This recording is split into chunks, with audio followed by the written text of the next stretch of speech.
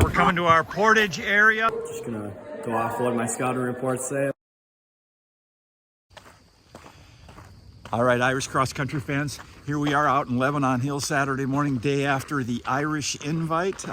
Coach, talk a little bit about how you think it went, not for our team, but maybe the logistics of hosting a meet on a course that we really had to shoehorn in the trails and get everything in and finish on the track. First off, I feel like Vern Gambetta out here doing the Monday, the morning musings out on the walk.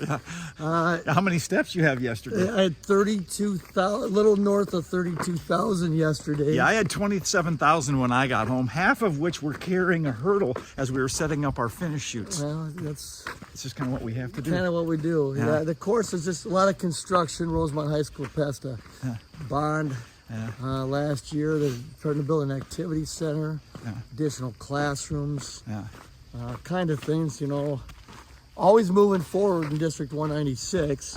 This was the most teams we had ever had at the Irish Invite, right? Yeah, there's 35 lanes, but probably 39 different schools represented, including, Otsego, Michigan, made a trip. That was cool. As well. And they had the girls winner, right? Sure had 10. Yeah, she's fast. And I was told, I don't coach girls anymore, so I was told 16:44, I think she ran on the track, 16:45 5K. On a 5K, that's pretty good. Brooks. That's a good 5K. Yeah. Some of the Egan guys that are... Those guys are training hard. Yeah. They were in that race yesterday for the boys. Yeah, they were. Yeah.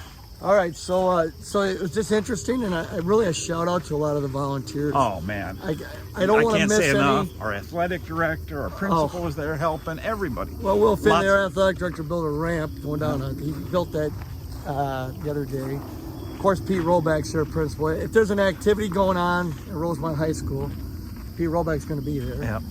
And then Will Finley kind of double duty.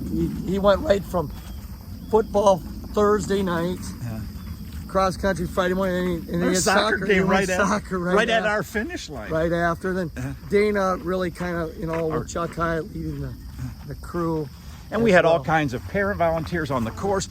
Course management this year was at a premium because of the fact that we had to run on practice turf fields, go into the stadium. There was a lot to deal with. Lisa Kresge, she got a number from her running group came and volunteered. And of course, Mike Capra, Melvin Alvarez, they're co-coaches. Right at the choke point was there. And then Tim Sanborn operating that area going on to Turf 2. Yeah, there were just so many good volunteers. We were wondering about, a 90-degree angle. How's that going to be? We kind of fit it in there. Then we thought about Heartland. Heartland's got like a 270-degree.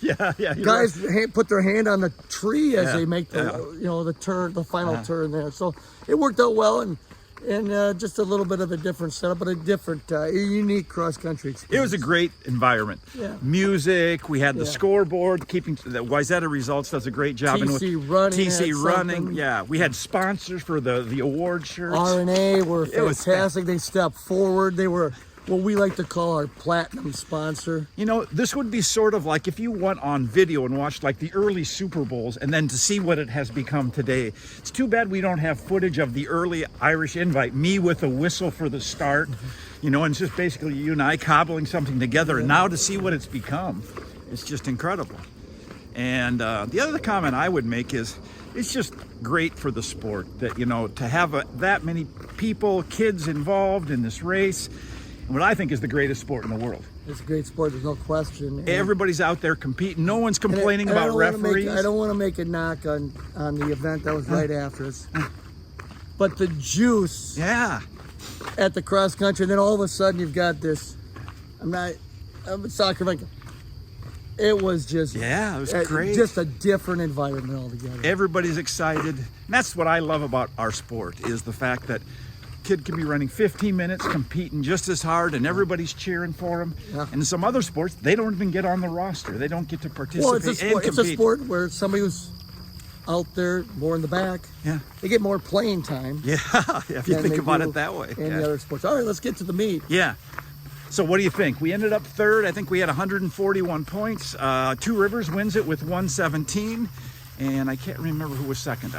Roseville. Roseville ran really well. So a couple of things I'll say about that. The Mousy was 150. They're right behind us.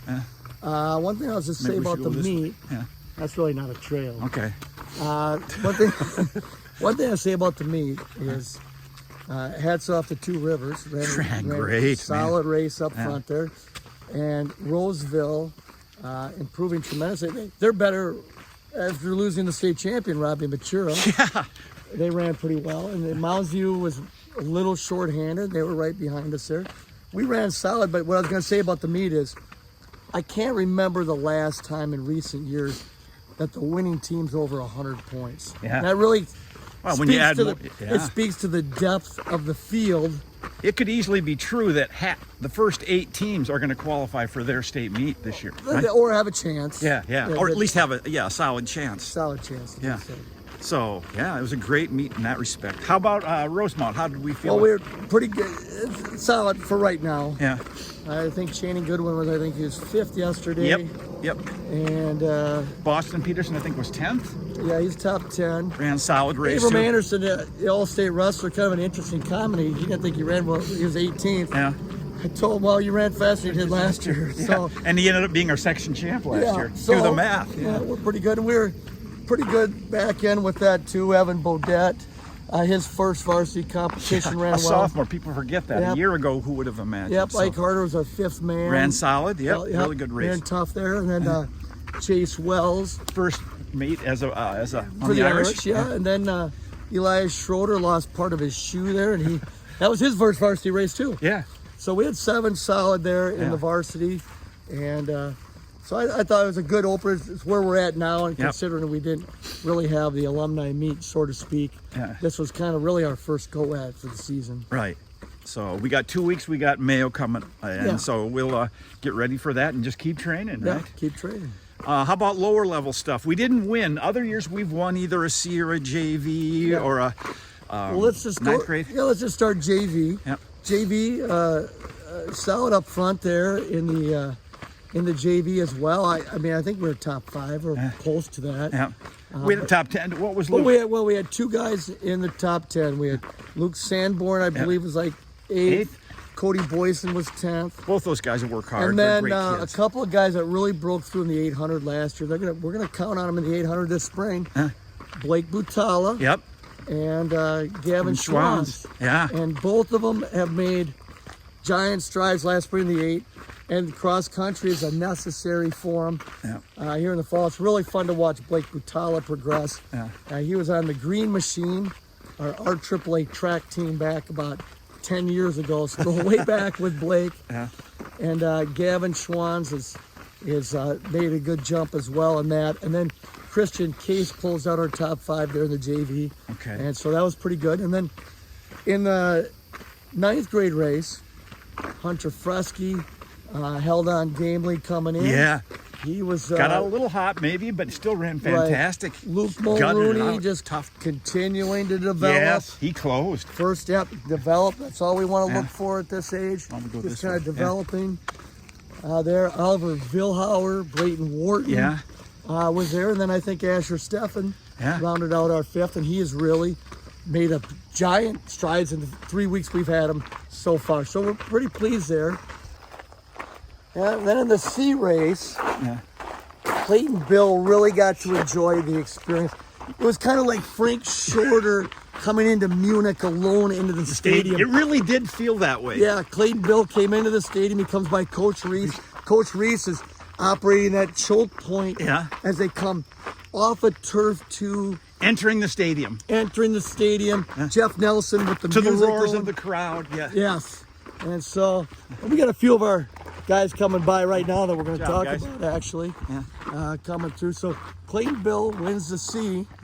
And then some of the guys that just went by, we were really backed up then after that, did a good job. So C guys will get traffic out here. Yeah, we had to park in the overflow parking lot just to Yeah. get in here this morning. But we had, well, I didn't. I was in the front row. But Zing. PJ Fleck would say, you want to get in that front row, get early, get in the front row. So we had, in our top 5, we had Eddie McBreen. Yeah, we he's had just made Ryan giant Janik, strides. Yeah, working hard too.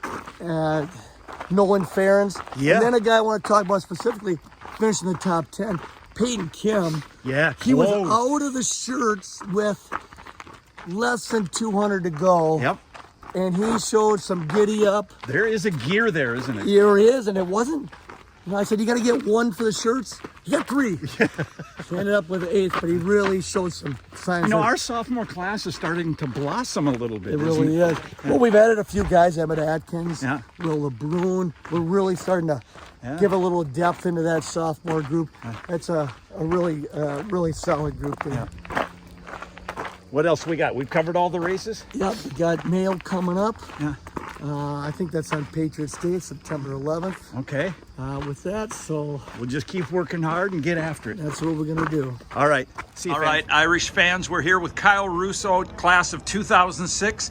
He was also in that 4x8 that got 3rd at state, and it was just a great cross-country runner for us and track runner. So, Kyle, what have you been up to? Recently, I've been in Grand Forks, North Dakota. I am a librarian and also a cross-country and track coach up in Grand Forks Central. At the high school? Yes. Okay, Yep. very cool. And I know you've run how many marathons? Total? 17 marathons. I've run In so how many? far. In 17 states, so 17 marathons in 17 states. and you're going for 50. 50, yeah. Hopefully we'll get there soon, hopefully. Okay, yeah.